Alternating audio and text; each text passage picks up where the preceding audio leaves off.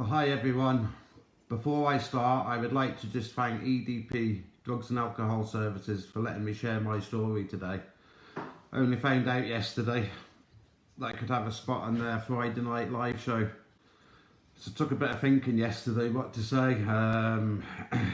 Took me most of the afternoon really. But I just wrote down what came in my head. So here's my story about me and my son Nathan. And thank you everyone who's watching this today. 2 years ago, I lost my son Nathan. Last year, I lost my mum and my dad 3 weeks ago. And I'm actually finding it really strange at the moment, as I still haven't grieved for my mum or dad. So when you lose a child, does this change how you feel about life?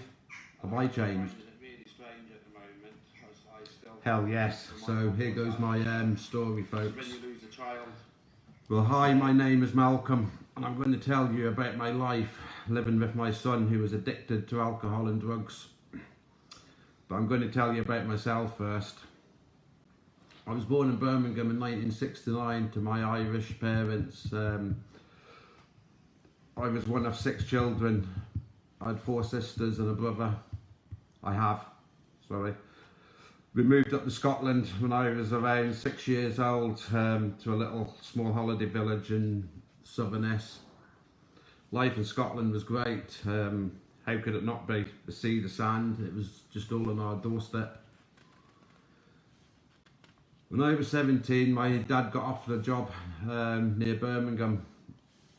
So myself and my brother decided to move down with them.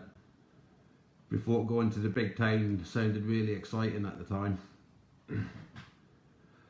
When I was 19, my sister Michelle, who had cancer for a year, had gone into a coma. So we rushed up to Scotland. It's like she waited for us to say our final goodbyes. As I see my sister take her final breath. She was so beautiful and kind and caring, it destroyed me for many years, thinking about my sister Michelle. When I was 20, I met Leslie. The year after, my son was born, Nathan. Let's go back to when I met Leslie. Before that, I had never smoked a cigarette, didn't even know nothing about drugs. Obviously, drank a bit as most young people do. I tried cannabis, and for the next 11 years I smoked it. To start with, I thought it was great, but after a while I hated it, but I still smoked it. I would say I was addicted to cannabis. Also took various other drugs such as acid, magic mushrooms, coke, speed. Me and Nathan's mum split up when he was around 2 to 3 years old. Around that time of my life can be a bit vague really, and I was not really enjoying my life that much anyway. I just wanted to escape from everything. I had a daughter, Kelsey, from another relationship afterwards. That relationship didn't last too long either. I was still taking drugs at the time. In the year 2000, I was 30 years old then. I moved down to Torquay. I actually stopped smoking cannabis then. It was like a new release of life for me. My kids used to come and stay with me on school holidays. I would actually take them up to Scotland to see our family. So let's jump to when I met Sally. We've been married 4 years now, been together 13 years. I still remember the first day that Sally met my son Nathan. We picked him up from a house up in Bristol. It was a squat. I remember he stunk of booze. But we got him back to our house, gave him a shower, fed him, and we got him to bed. I guess Nathan was 15 around that time. It was really a bit of bad timing, as we had booked a holiday to Florida with family members. There was no way we could get Nathan a passport booked, or book a holiday, or get him booked on the holiday in that short time. So I think he went back to his mum's or somewhere else, as we just couldn't let him stay in the house on his own, really. And I look back on that time, and I wish I should have stayed with him in our home. As maybe Sally and myself, we could have saved him for what his life was going to be. But hey, we can all think that, can't we? If I had done this or that, that's just life, ain't it? For a while after that, Nathan would come and stay regularly with us. I would take him to work. He became a good plasterer, and we got him onto courses for bricklaying and carpentry, etc. But things would get out of control after a month or two. He could stay off the drink for a short while, but then bang, he would have a drink and not stop drinking until he was on the floor, comatised. To start with, he would be okay. We thought he would grow out of this. His body won't be able to take it anymore, and we just thought he'd maybe stop one day. At the age of 20, Nathan got sent down to just over 2 years in prison. I was heartbroken. To think of my boy locked up, it was a very sad time. And say sorry. Sorry about that, it's just the dog's going a bit mental, but I'll carry on now. Go back. I'll go back to that bit. So, so at the age of 20, Nathan, he got sent down to prison for 2 years. I was really heartbroken at the time to think my boy had been locked up. It was a very sad time. We visited him often, even though it was a 5-hour round trip.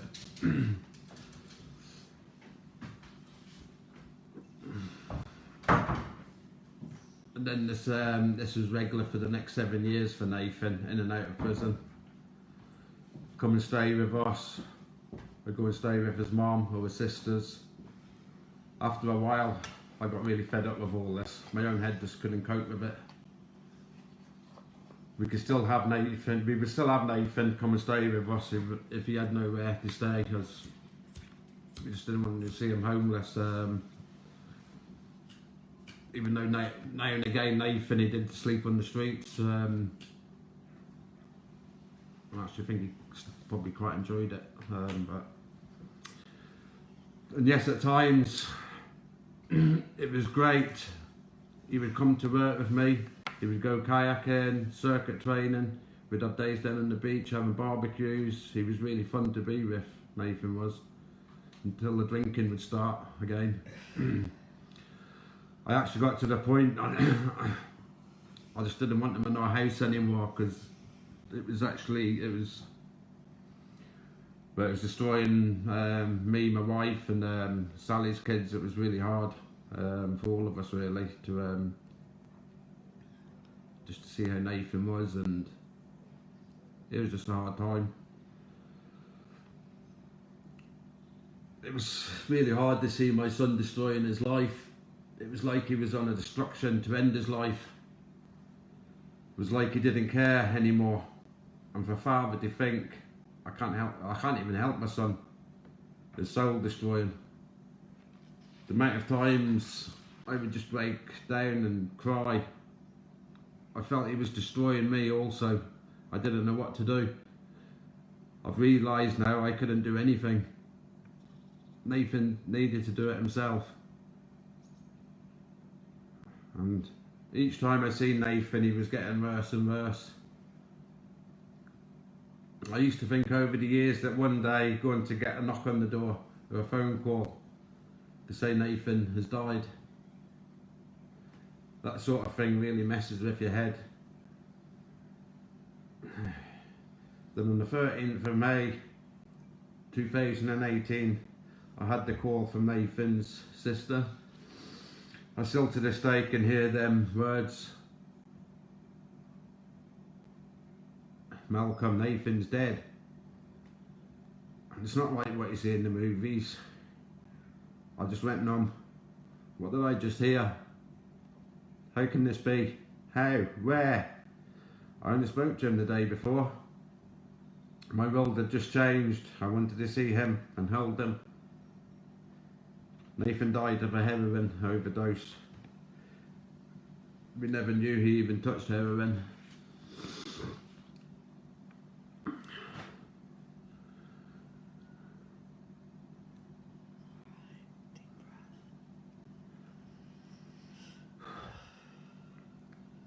And the last time I seen Nathan, my wee boy, was at the morgue. He looked so peaceful, he had no more worries. No more prison, sleeping on the streets, he was at rest now. My life became a bit of a blur after that. Thinking, when will I see my boy again? I want to cuddle him and tell him, I'm sorry for not being able to help. All I wanted to do was see him.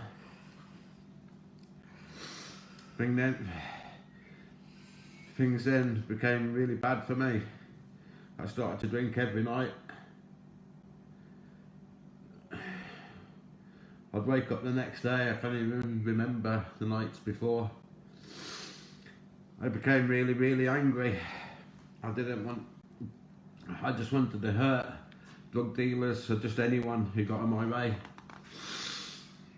It got to the point I wouldn't want to be in a crowd of people in a pub.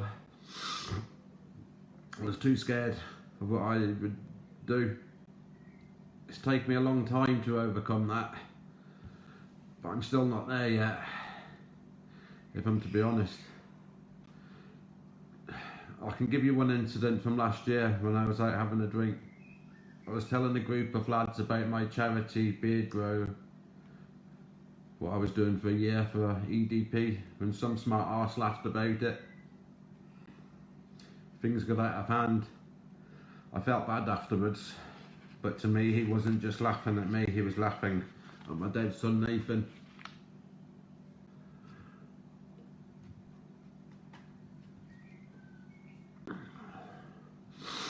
I actually got to the point I was thinking of taking my own life. I remember waking up one night with thoughts of taking all the tablets in the house. It got to the point that I was having nightmares. I just kept seeing visions of Nathan and I was just really scared. Sally, my wife, made me go to the doctors. I was put on antidepressants and tablets to try and help me sleep.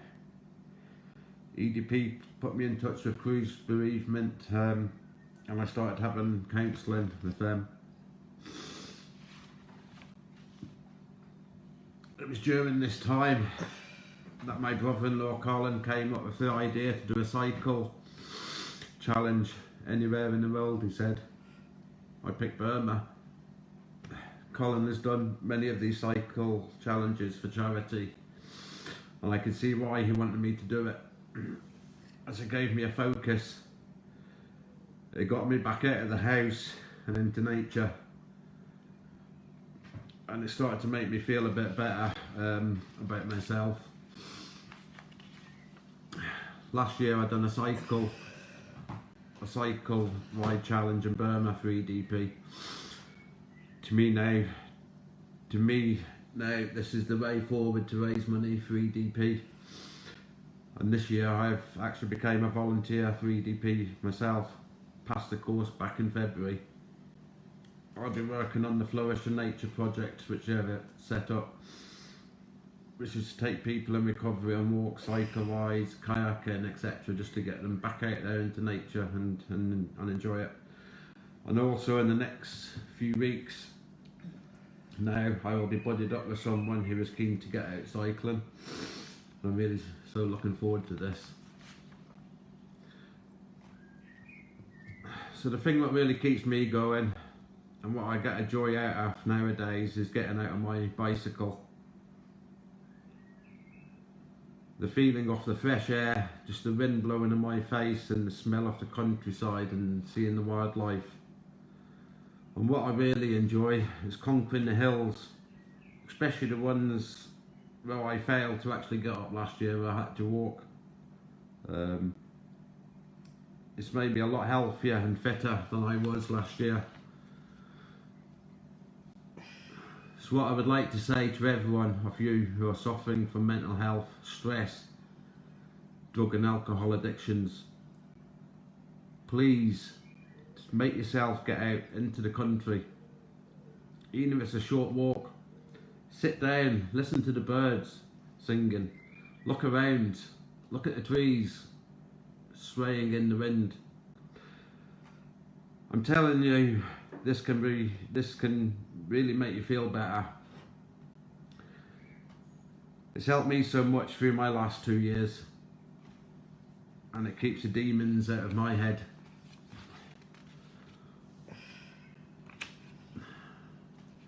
What I would like to say to anyone out there with a family member or friend who is suffering from addiction, never give up on them, please. Don't. I used to always think, can't you just stop drinking, Nathan? But I now know that once drink and drugs take a hold of you, it is so hard to stop, but not impossible. As I've seen through the help of EDP, the help EDP can give you. Would like to thank you all for watching me today. So everyone, please stay safe and be kind and just be good. And I'll see you all later. Thanks for watching again. Bye.